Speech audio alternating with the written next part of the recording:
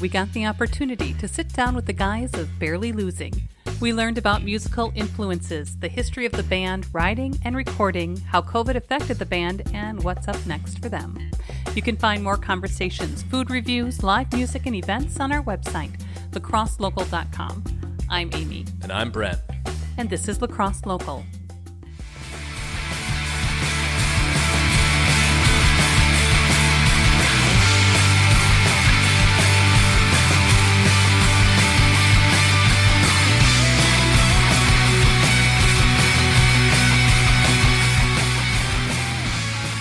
My name is Jack Nachman. I was born in Dubuque, Iowa. Got into music in grade school, started first band when I was 14 with another original member of this band. And he was 13, so. I'm Jack Kissler. I'm from Crescent, Minnesota, and I started playing guitar when I was 14 because I wanted to pick up chicks. Good reason. And I'm Brian Stahula. I kind of got a late start. Always loved music, but didn't really know the right people and was maybe too timid. I didn't start until later, like right around like 30 or so. And formed a band with a friend we'll probably touch on. And Shot to Hell was my first band. So how did Barely Losing come together? What was the process to this band? Well, a little bit, I just talk about Shot to Hell a little bit. Shot to Hell played with a band that Jack Nachman was in called Mud Ride. We did a lot of shows in Madison and here in La Crosse. And so we knew each other and we had turnover in the drum spot. And Jack ended up moving here to play drums with us. Just so happened to know all the songs because we play so many shows with them.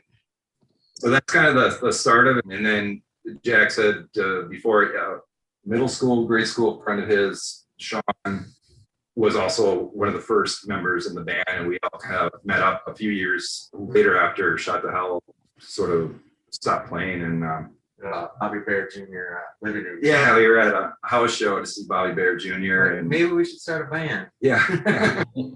So that's how that happened. And, we've had, like I said, we've had some in the drum spot. Our current drummer is David Stolson. He's a great guy. And then Jack Kissler here took over from Sean Healy. And he's our newest addition. Yeah. A couple shows pre-COVID, and then we haven't done really anything up till a few weeks ago. And actually today we're in our first live indoor practice as a four-piece. We're going to do what we haven't done in over a year. I think we were really starting to hit our stride on stage chemistry together, and then we had a few more shows lined up, and then it was had the rug pulled out from under us. Like, everyone in live music will say about last year, it was pretty tough, but we're hoping to pick up where we left off best we can. From each of you, I don't know, maybe collaboratively with the band, where do some of your musical influences come from? I mean, just listening, growing up for me, going to the bars locally, it seemed 10, 15 years ago, it was a lot of jam bands and things of that nature. But over the last, year, I've been interviewing so many just highly original musicians and artists in the area. What kind of influenced you guys?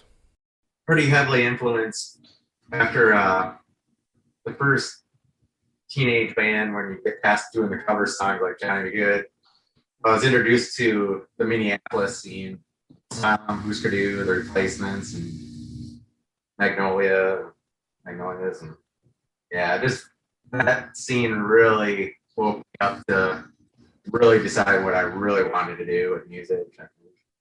Yeah, for me, like Replacements and Soul Sound are huge as well. Also kind of got into some of the old country stuff, which, Soul Sound and Replacements had a little bit of that sound in there, but bands like Uncle Tupelo, which went on to, become Sunvolt and Wilco. So Uncle Tupelo was kind of one of those bands where, they weren't technically super proficient, kind of had a little bit of that sort of country thing, and that really resonated with me, especially somebody who at the time hadn't really started to play yet.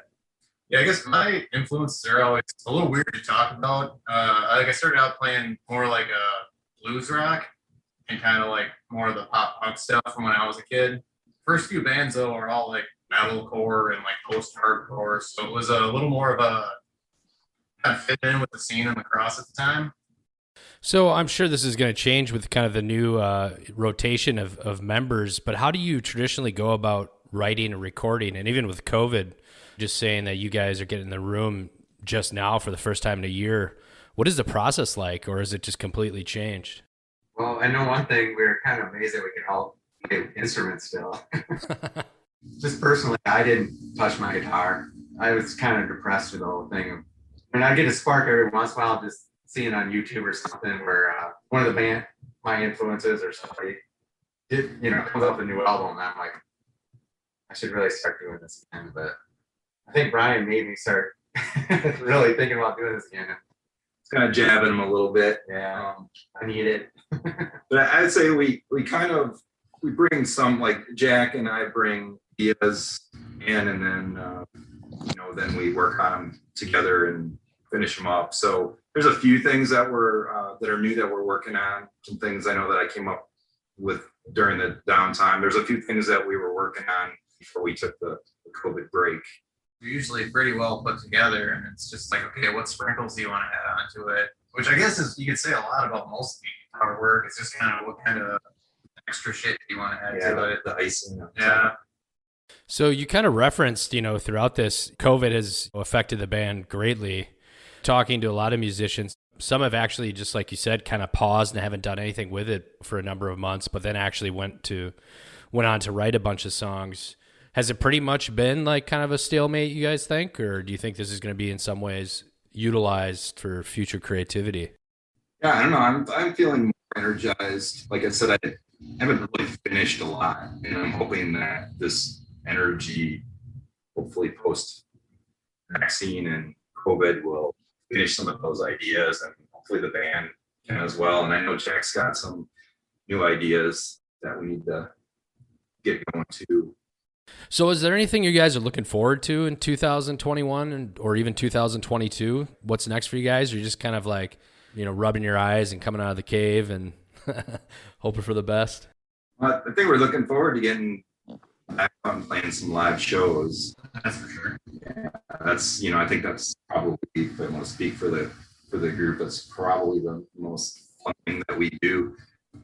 We haven't decided where we're going to record yet or exactly how many songs. We've got 2 previous 5-song EPs that we put out, and we haven't really decided how many songs or where we're going to record the next one, but hopefully over the next few weeks to months we can start honing in on what that's going to look like. So speaking to those 2 EPs, what's the process like for putting those together? Is that a fast and furious sort of approach, or do those pieces take a little longer? We played out with all the music for quite a while before we recorded, so I think that helped because we recorded live and then went back and did vocals, maybe a guitar solo here and there, but so that helped with recording. We wanted to sound like us playing live, so I think that really helped. Yeah, I think it does, because that's what we did. Yeah, there weren't a ton of overdubs on those 2 EPs, like Jack said, vocals and maybe a little bit of extra guitar here and there, but those went pretty quick. Those were maybe a day or we do a weekend, and then once everything was recorded a little bit, then we'd go back and just touch it up basically. Yeah. It was pretty easy. It wasn't we have a good friend that helped us, so. Do you guys just put it together, self-recorded, put it out yourself, everything like that? Yeah, we did, but we also did put it out on the streaming sites too. So it's both of those EPs are available like through Bandcamp. We've got a page there, and we're also on things like Spotify and stuff like that too. So you can find Barely Losing songs out there. There's a couple videos that we did as well. I'm kind of proud of those. Yeah, we had help with those as well. They're on YouTube, and they're also on our Facebook page. There's more than a few videos, but there's 2 kind of official videos. One for Firefly and one for Switchblade set me up.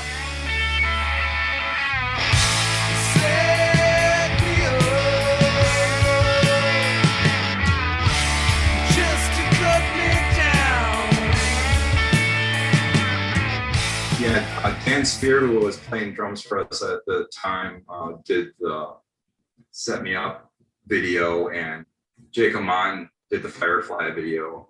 So those are a little more than just live videos. They're actually formed. Firefly has a little bit of a story to it, interspersed with some kind of live stuff too. But you mentioned there Spotify. You guys are major, streaming outlets. You're on YouTube. What's the best avenue for people to find out more information and kind of follow along with what's going on with you guys? Facebook. We don't have an official website, so the Facebook page and then also the Bandcamp page has our stuff there. So those are, I think, the two main online presence. We've got also an Instagram account as well. Lacrosse Local Podcast is a production of River Travel Media.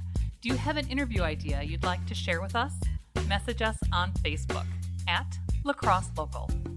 Find out more about us at lacrosselocal.com, and you can subscribe to the Lacrosse Local Podcast on your favorite podcast app. If you like us, rate us 5 stars. We appreciate it.